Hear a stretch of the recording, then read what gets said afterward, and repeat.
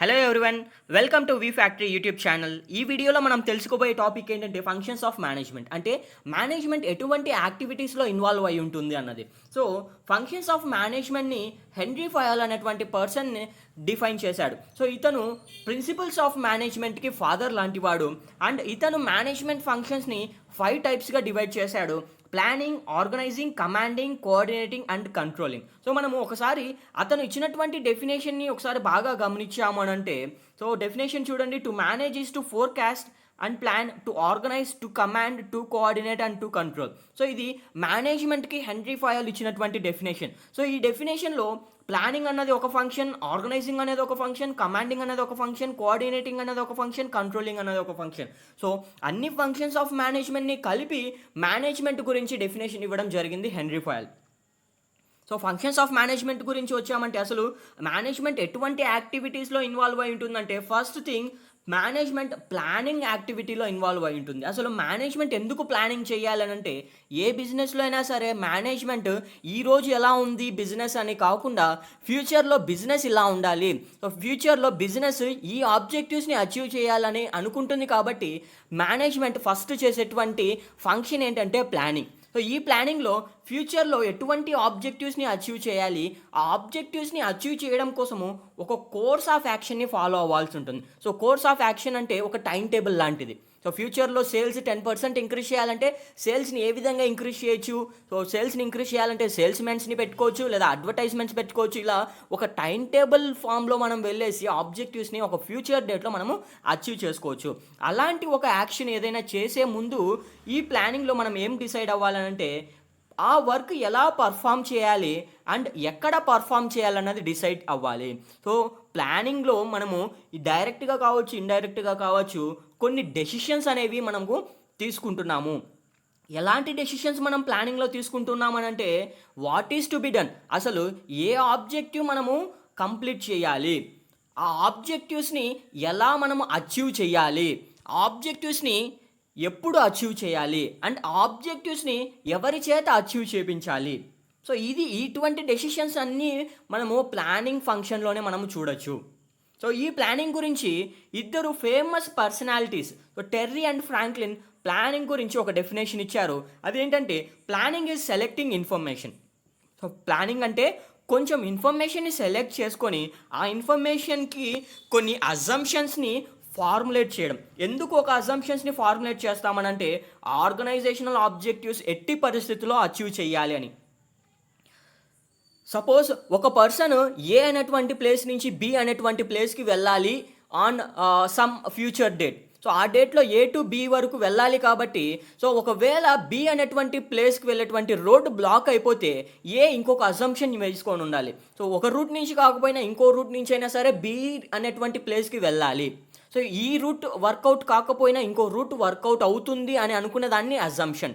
Means we are assuming to achieve the objectives of the organization. ఎట్టి పరిస్థితుల్లో అయినా సరే ఆర్గనైజేషనల్ ఆబ్జెక్టివ్స్ని అచీవ్ చేయాలి. అచీవ్ చేయాలంటే దానికి సంబంధించినటువంటి ఇన్ఫర్మేషన్ని సెలెక్ట్ చేసుకొని దానికి అజంప్షన్స్ని డ్రా చేయడమే ప్లానింగ్ అని చెప్పినటువంటి persons terry and Franklin. And second function of management is organising. So మనము ప్లాన్ చేసాం ఒక ఫ్యూచర్ డేట్లో ఇది అచీవ్ చేయాలని అనుకుంటే సరిపోదు, దానికి కావాల్సినటువంటి రీసోర్సెస్ని మనము అలొకేట్ చేయాలి. సో ఒక ఆర్గనైజేషన్కి కావాల్సినటువంటి రీసోర్సెస్ ఏంటి? హ్యూమన్ రీసోర్సెస్ కావాలి, మెటీరియల్ రీసోర్సెస్ కావాలి, ఫైనాన్షియల్ రీసోర్సెస్ కావాలి, క్యాపిటల్ రీసోర్సెస్ కావాలి. ఈ అన్ని రీసోర్సెస్ ఉంటేనే ఆ ఆర్గనైజేషన్ సెట్ చేసుకున్నటువంటి ఆబ్జెక్టివ్స్ని ఫ్యూచర్ డేట్లో అచీవ్ చేయొచ్చు. సో ఫ్యూచర్లో 10% సేల్స్ కావాలి అని అంటే మనకి సేల్స్ పర్సన్స్ లేకోకుండా సేల్స్ అనేవి ఎలా ఇంక్రీజ్ అవుతాయి? సో సేల్స్ ఇంక్రీజ్ కావాలంటే we need to appoint sales persons. So ఇక్కడ మేనేజ్మెంట్ ఏం చేస్తుందంటే, ప్లాన్ చేసినటువంటి ఆబ్జెక్టివ్స్ని అచీవ్ చేయడం కోసం దానికి కావాల్సినటువంటి రీసోర్సెస్ని ప్రొవైడ్ చేసేదాన్ని ఆర్గనైజింగ్ అంటాం. సో ఈ రీసోర్సెస్ అన్ని ప్రొవైడ్ చేయడం వల్ల we can get maximum success in the future. So మనము ఫ్యూచర్ డేట్లో ఆ టైంకి మనము కంపల్సరీగా ఆబ్జెక్టివ్స్ని అచీవ్ చేయొచ్చు. అండ్ ఈ ఆర్గనైజింగ్కి హెన్రీ ఫయాలే ఒక డెఫినేషన్ ఇచ్చారు. ఏంటంటే బిజినెస్ని ఆర్గనైజ్ చేయడం అంటే దానికి కావాల్సినటువంటి యూస్ఫుల్ ఫంక్షన్స్ అనేవి ప్రొవైడ్ చేయడము. సో యూస్ఫుల్ ఫంక్షన్స్ అంటే బిజినెస్కి రా మెటీరియల్స్ కావాలి, బిజినెస్కి టూల్స్ అండ్ మెషినరీస్ కావాలి, బిజినెస్కి క్యాపిటల్ కావాలి, అండ్ బిజినెస్కి పర్సనల్ కావాలి. సో పర్సనల్ అంటే staff or employees or labours. So ఇవన్నీ ఉంటేనే బిజినెస్ అనేది పర్ఫెక్ట్గా రన్ అవుతుంది. సో ఇవన్నీ ఒక రూఫ్ కిందకి తీసుకొచ్చేదాన్ని ఆర్గనైజింగ్ అంటాము. And third function of management is commanding. ఒక బిజినెస్ ఫ్యూచర్ డేట్లో ఒకటి అచీవ్ చేయాలని డిటర్మైన్ చేసుకుంది. ఆ అచీవ్ చేయడం కోసం ఏవేవైతే రిసోర్సెస్ కావాలో వాటిని ఆర్గనైజ్ చేస్తుంది. ఆర్గనైజ్ చేస్తే సరిపోదు, దాని తర్వాత మనము ఆర్గనైజ్ చేసినటువంటి రీసోర్సెస్ ఏవైతే ఉన్నాయో, వర్క్ ఫోర్స్ ఉన్నాయో, లేదా మెటీరియల్ ఉందో, లేదా టూల్స్ ఉన్నాయో, లేదా క్యాపిటల్ ఉన్నాయో, ఈ అన్ని రీసోర్సెస్ని మేనేజ్మెంట్ ఏం చేయాలంటే కమాండ్ చేయాలి.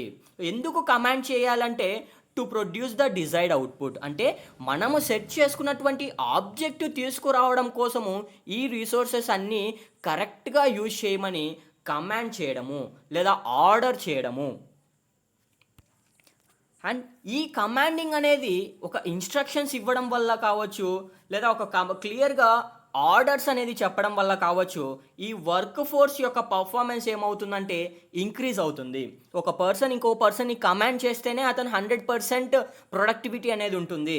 ఒక పర్సన్ని కమాండ్ చేయకోకుండా అతను సైలెంట్గా ఉన్నాడంటే అతను వర్క్ చేయొచ్చు లేదా వర్క్ చేయకపోవచ్చు. సో మేనేజ్మెంట్ ఏం చేస్తుందంటే ప్రతి రీసోర్సెస్ కరెక్ట్గా యూజ్ చేయడం కోసము ఎప్పటికప్పుడు వీటిని కమాండ్ చేస్తుంది. సో కమాండ్ చేస్తేనే వర్క్ కంప్లీట్ అవుతుంది, ఆబ్జెక్టివ్స్ అకంప్లిష్ చేసుకోవచ్చు. కాబట్టి కమాండింగ్ అనేది మేనేజ్మెంట్లో ఒక ఎసెన్షియల్ ఫంక్షన్.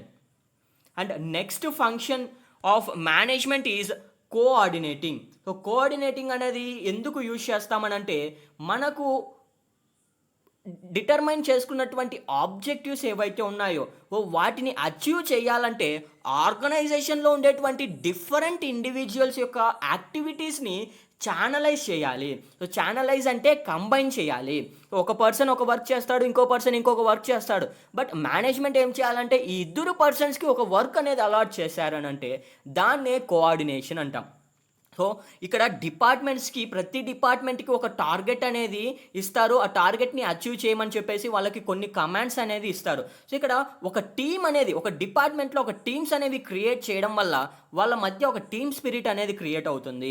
సో వాళ్ళ యొక్క గోల్స్ అనేవి ఒకరు కాకపోయినా ఇంకొకరు వాళ్ళకి హెల్ప్ చేసుకుంటూ వాళ్ళ యొక్క గోల్స్ని అకంప్లిష్ చేసుకోగలుగుతారు. సో ఇక్కడ వీళ్ళ మధ్య ఇంప్లిమెంట్ చేసేటువంటి రిలేషన్షిప్, సో ఈ రిలేషన్షిప్ వల్ల ఒక పర్సన్ ఇంకొక పర్సన్కి బాగా సపోర్టింగ్గా ఉండడం వల్ల ఆబ్జెక్టివ్స్ అనేవి ఇన్ టైంలో అచీవ్ చేయగలుగుతారు. సో దీనినే కోఆర్డినేషన్ అంటాం. సో కోఆర్డినేషన్ అంటే సింపుల్గా combining together the resources, the human resources under a roof, దీన్ని కోఆర్డినేటింగ్ అంటాము. సో కోఆర్డినేటింగ్కి ఒక డెఫినేషన్ ఇచ్చారు. సో డెఫినేషన్ ఇచ్చినటువంటి పర్సన్ ఎవరంటే డాల్టన్ మెక్ఫార్లన్.